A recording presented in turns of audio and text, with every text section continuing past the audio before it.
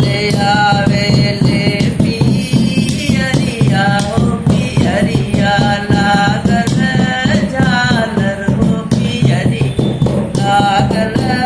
झालर हो रे ललना कहवा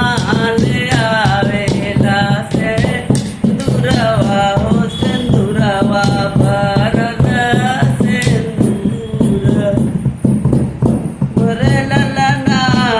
कहवा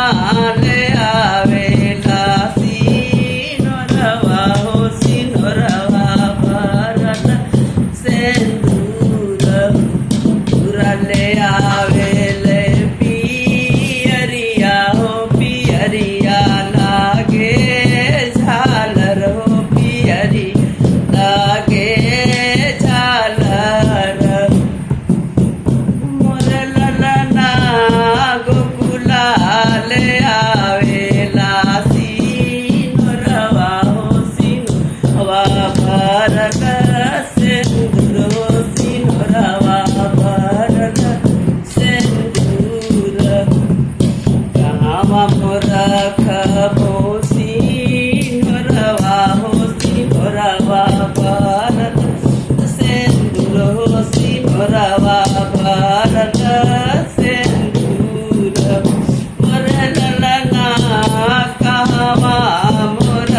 खबो पियरिया हो पियरिया लागे झालर हो पियरिया लागे झालर रे ललना कहवा मोर खबो सिनोरवा हो सिनोरवा भरल सिंदूर हो सिनोरवा भरल सिंदूर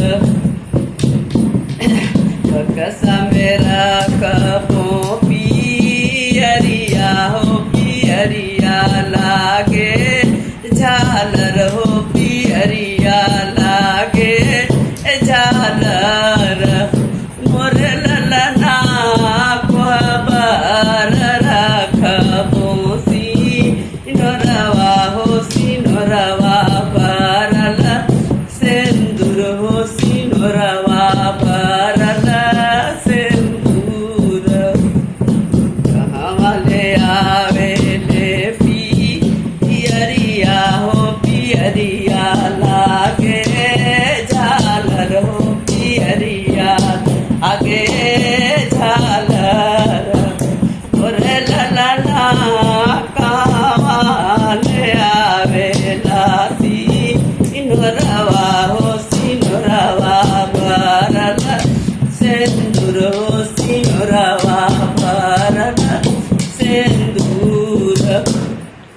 जय माताएं बहनें भाइयों स्वर गाई हूँ, इसको आप लोग देखिएगा और लाइक करिएगा हमारे वीडियो को। जय श्री कृष्ण।